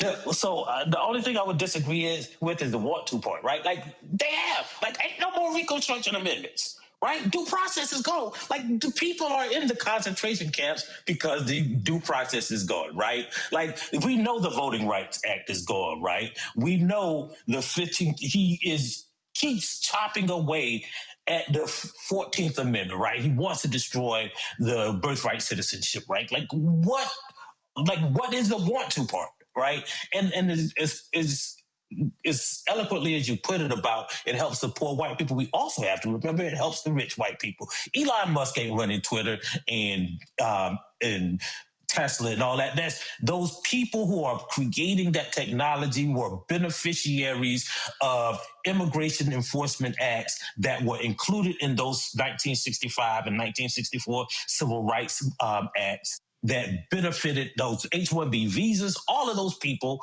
are creating all of the wealth for Bezos and Elon Musk and the rich people too. It ain't just the poor people, right? Like it ain't just the poor people who wanted health care. I mean, you think about it, 20 years ago, man, if you didn't have a job, the hospital could say, hey, man, you ain't got no money to pay for this.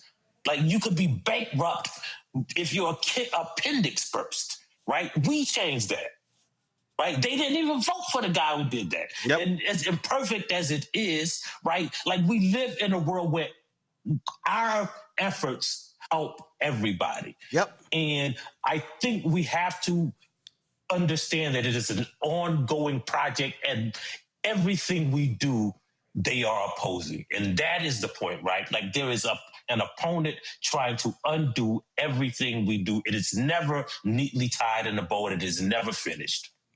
You mentioned his name several times, Hobart Taylor. Just for all y'all know, Hobart Taylor, native Texan. Oh, God, no. I'm just saying, native Texan, Prairie View A&M University graduate, and also a graduate of the mighty Crimson and Gold. No, I ain't gonna say what you thinking, but he's a graduate of Jack Yates High School in Houston, Texas. Okay. So I just want to go ahead and for all the folk out there who don't quite know that University of Michigan graduate, but absolutely he is a JY graduate. So for all y'all people out there who don't understand, that's how those things work. So great job, Michael, for breaking that whole thing down. And y'all go to contrabandcamp.com. Go to contrabandcamp.com. and you can check it out. Again, we want y'all to subscribe to contrabandcamp.com, contrabandcamp.com. Y'all please go check that out and subscribe because that's critically important. And you know what? See, Michael thought I was gonna say he's an alpha. He's not. So Michael, I got this little Sigma in the control room. So we throw him a bone every now and then. We throw him a bone every now and then, cause you know. And I keep telling him he's one of the few Sigmas under 55 I've ever met. Okay, so most of the Sigmas over 55.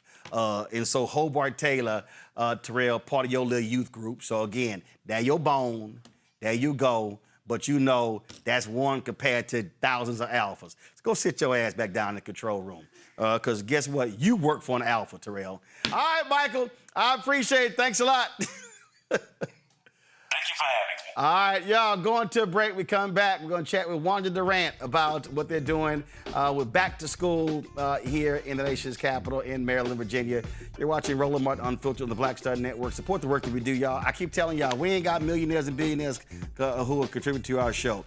Out of all of the entertainment and sports and Hollywood and music folk, I know 2 people have donated to our show. It's the regular and ordinary brothers and sisters who I run into across this country every day who have contributed. People have given as little as $1. The most was $30,000, $100,000. But listen, the money we've raised since we launched this show 8 years ago has come from regular and ordinary folk giving $1, $2, $5, $10, $25, $50. And so what we ask, of course, our goal is to get 20,000 of our fans contributing on average $50 each year.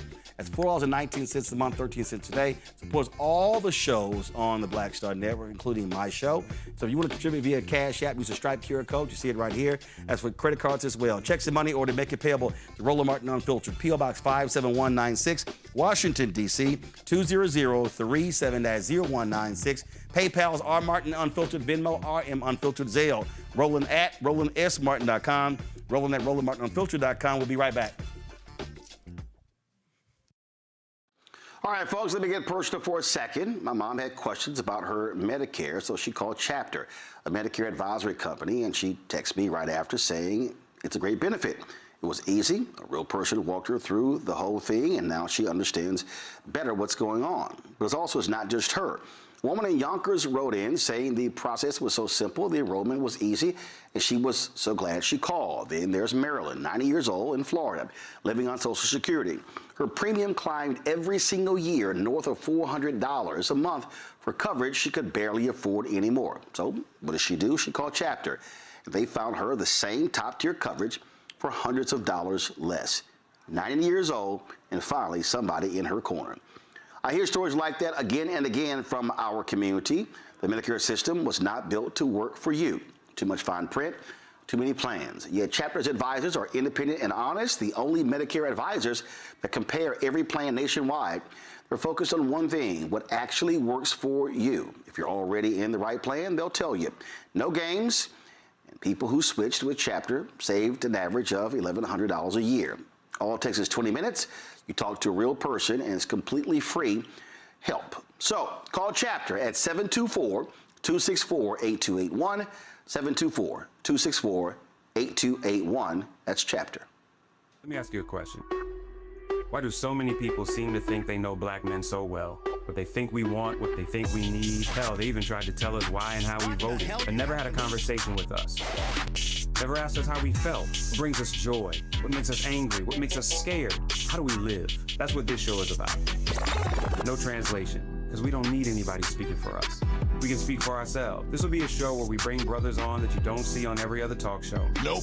Brothers that are doing work in local communities with black men for black communities. We're going to hear each other and try to understand so perhaps we can move forward together. No translation, because we don't need anybody speaking for us. Nope. What we need is each other. No translation, right here on the Black Star Network. Check it out.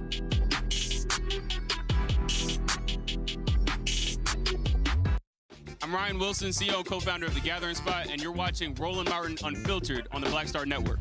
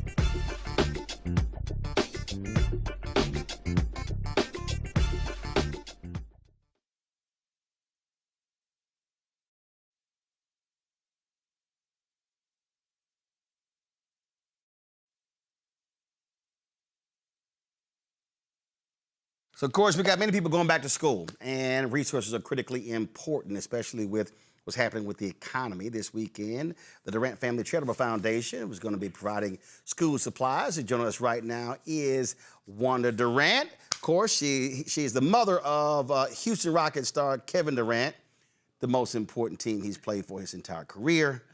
Been a native Houstonian. So glad to see you. What's happening? How you doing? All good? Good to see you. How many years have y'all done this? This is our third year doing the Community Day Back to School Drive. Gotcha. Yes. So got the Community Day. Where's it taking place? At 5001 Silver Hill Road, Suitland, Maryland, across from the old Suitland High School. Now, is it only for folks in Maryland? Because obviously this is the DMVs. No, it's the DMV. We register students for haircuts, braiding, and sneakers because we didn't want any students coming and not being serviced. Right. So we did early registration for that. Okay. How many folks you got signed up? Right now, for the haircuts, I think it's almost 100 for both. And for sneakers, we have 500. Gotcha. And so do you have barbers providing their Yes, services? we have barbers and braiders coming in to provide services, yes. Gotcha. And we're going to have food trucks. We're going to have activities for the kids. And also, I'm the president of Our Mothers, which is a group of mothers of sons who play basketball. And so we started our Independent Readers Program, which we're creating curriculum to teach kids the love of books, and not just give them books because we don't know if they're going to read. So what we're going to do is we're going to partner with one of the local schools to bring our program there to teach the kids how to read and the technique of reading. Now, how many, of course, I've spoken to your groups, but how many mothers are part of Our Mothers? Right now, it's approximately about 10 of us right now who are full-time working on our back to school not back to school, but NBA All-Star But you got other mothers who are right, we got mothers all over the league who volunteer with us, but the core leadership, group, yes, about 10 of us in leadership, Gotcha. And we've seen, whether it's NBA, we see the same thing in the NFL, where parents of these athletes recognize that it's not just what happens on the court, on the field. Exactly. That there's a responsibility that comes from the communities they come from. Exactly. And we know that our sons are out preparing, working on their games, meeting with their partners, creating their professional networks, but their philanthropic efforts, they don't always have a whole lot of time. And so when our mothers come together, we fill the gap for them. And so it's important that the community knows that how our sons give back is through the parents sometimes. Right. Yeah, and so we're here to serve the community and to bring forth the ideas that our sons have in wanting to serve. Absolutely. And on that particular point, because when you talk about, fulfilling a vision, then you have athletes, listen, they're not going to play forever. Exactly. And so you still have those various things. I was playing golf last with Alonzo Mourning, and the thing that he has he used to be Summer Groove, now it's the Winter Groove. Yes. And he does around MLK National Holiday, and the things that he's done now in affordable housing and things along those lines. And so he's been retired more than a couple of decades, but that work continues. It continues because it's who they are, really. And it's just that they don't have the time when they're playing, and then they're creating resources and networks to help them continue after their play. And that's what Kevin has done. And one of the things, when we started our foundation in 2013, he wanted to give back, and because we were all very new in that space, outside of the grassroots giving and feeding people in the neighborhood, he decided that I don't just want to be an immediate resource, but I want a legacy for the community which raised me. And so we have the first generation college preparatory program. We have our summer camp enrichment program for 8 to 14-year-olds, helping them to understand the importance of mental and emotional health awareness throughout the experiences of their entire lives. We did it through art, photography, we did it through culinary camp, and this year, just passed, we had the financial awareness camp, teaching them the importance of understanding what money is, how to earn money, what is budgeting, what's the difference between needs and wants.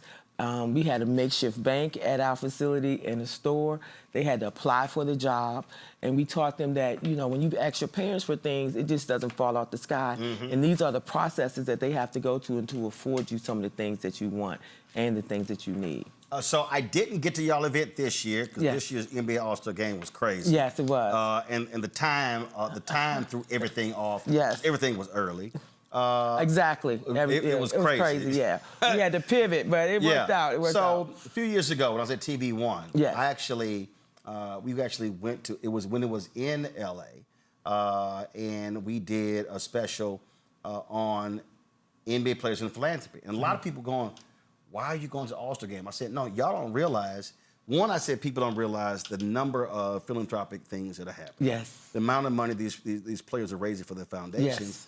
Yes. And people really just don't understand that it is significant. When you start talking about, look, you got 450 NBA players. Then you've got your NBA Retired Players Association. Yes. And then you have your older vets as well. Listen, I play in a ton of golf tournaments. I'm in Atlanta on Monday for Chris Tucker's golf tournament. Next month I got 5: Alex English, Vernon Maxwell, Nancy Lieberman, Craig Melvin, Jeffrey Osborne. And so people really, I don't think, pay attention to so many things that are happening and how many people are being touched by these athletic foundations. Of course, because those are not the stories that you hear. You hear how athletes are going broke after so many years, and those things are true. But there are so many athletes who understand the importance of giving back. And one of the things, giving back is actually a requirement for the professional players. But it extends beyond that because, as Kevin stated to me, it's not just about what we can acquire and what we do, and we do very well. He's done well for himself and our family. But it's about how do we rise up the community around us? How do we build a place where they feel that it's home and the professional athletes in our area have invested into what they're doing?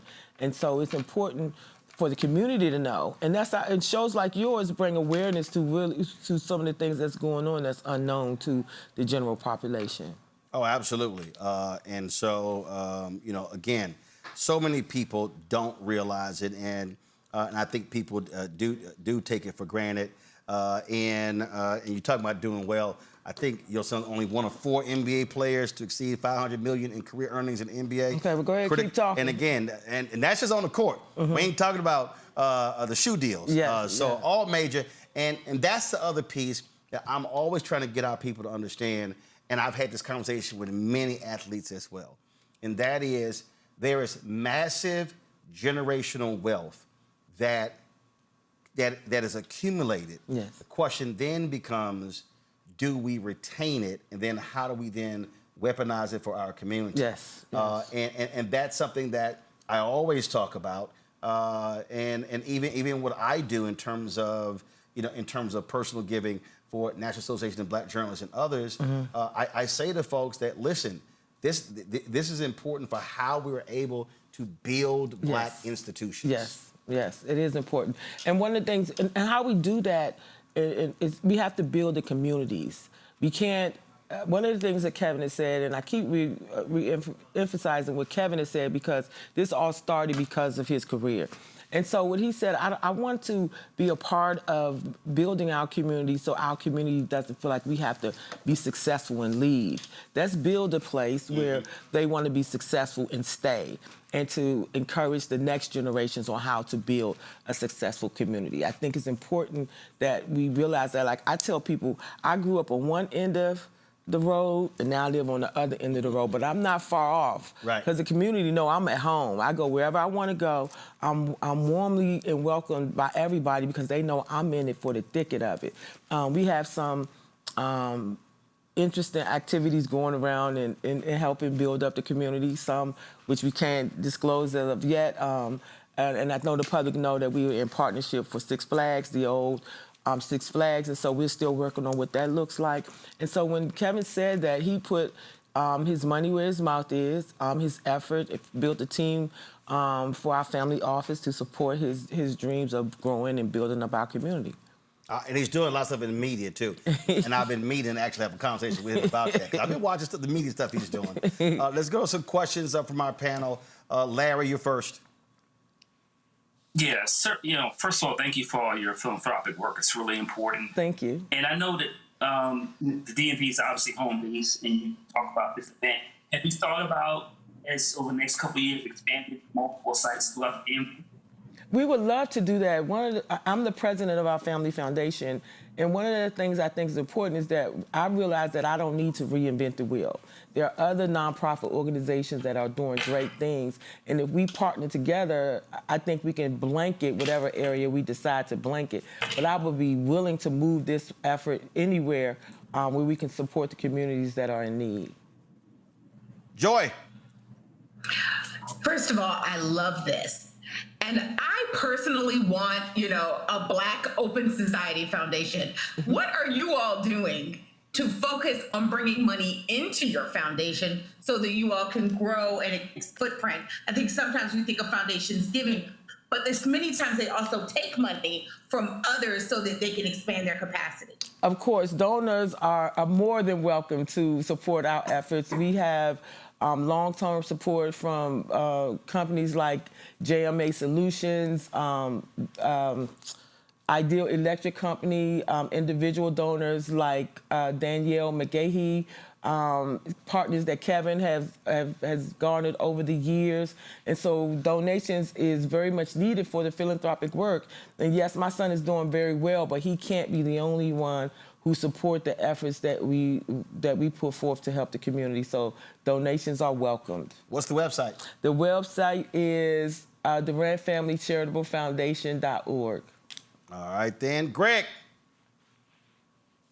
Thank you, Roland, and thank you, Mama Durant, the real MVP. Yeah.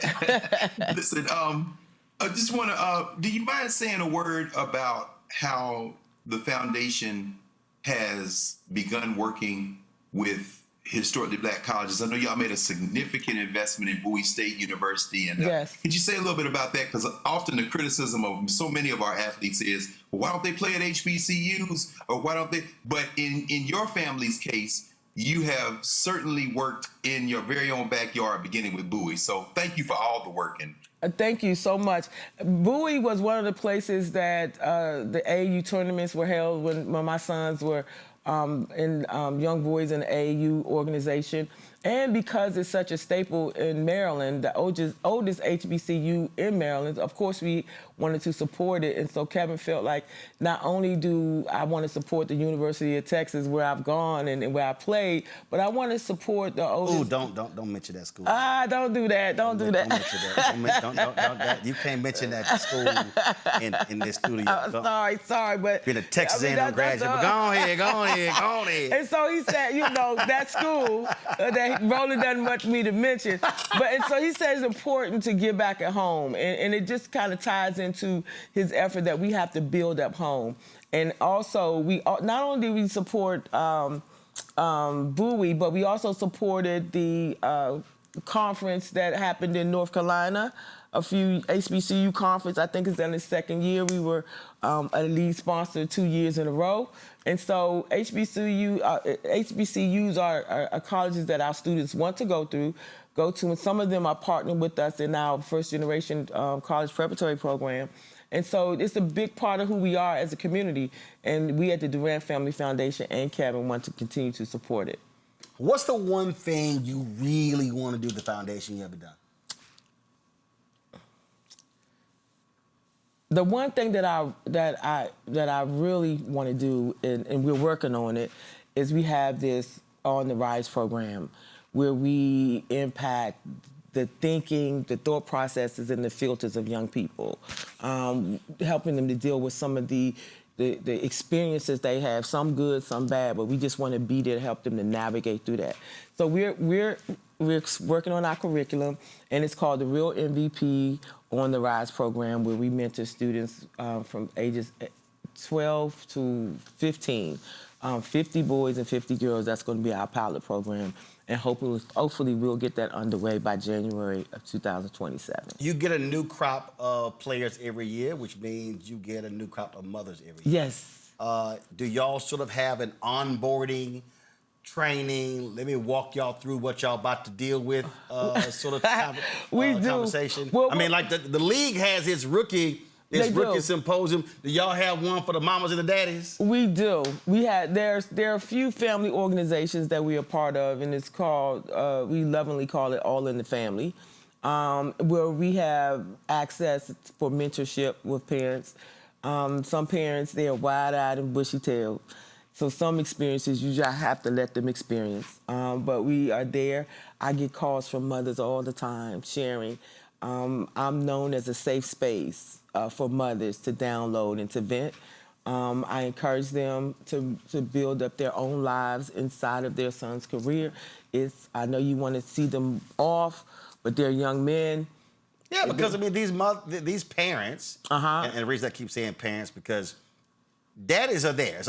It's amazing. Even though you might watch the NBA draft, and it's crazy because cats be like, are y'all gonna mention the dude standing right next to the mom and the player? You know, there's a new podcast out for the fathers. Oh, really? Yeah, and that's one of the subjects that they're talking about, how they were seemingly the attempt to disconnect them from their sons, always talking about the moms.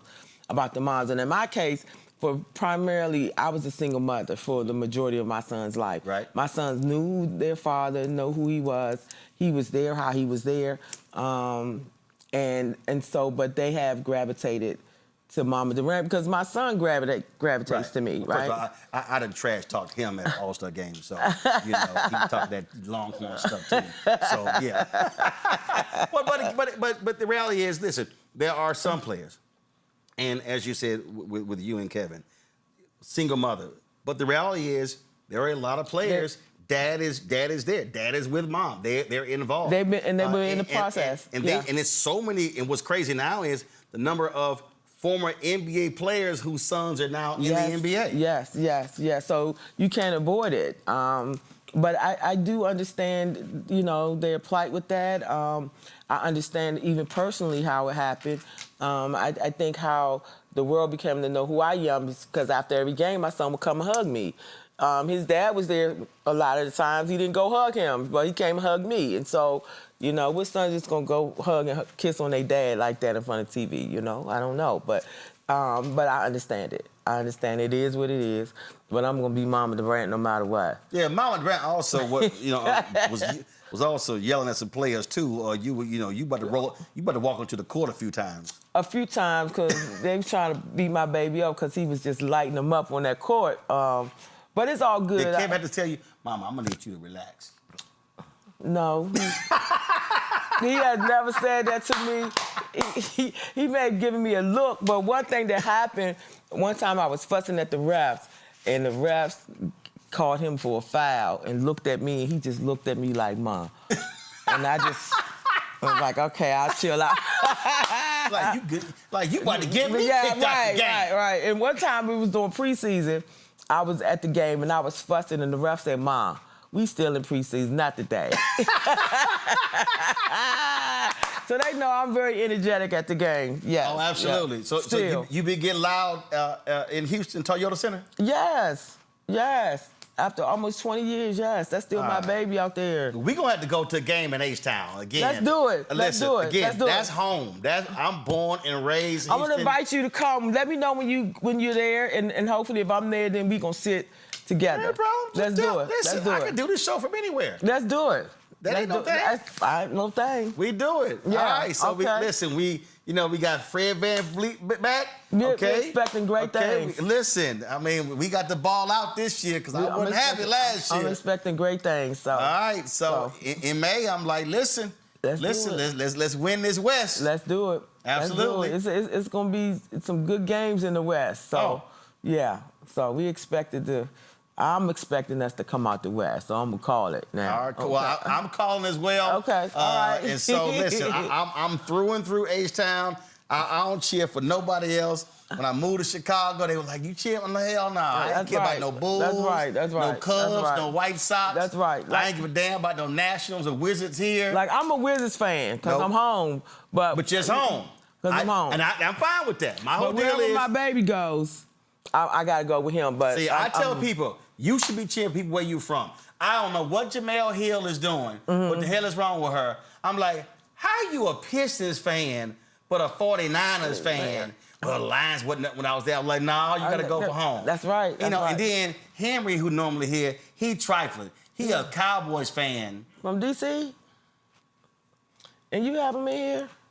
I know. I've been rethinking that. I mean, not a Cowboys fan. And it's bad because him, Deshaun, the driver, and Antoine, all with Cowboys fans. but we wear that ass out every year. Yeah, we need to find a new rival. Yeah. That's how bad it is.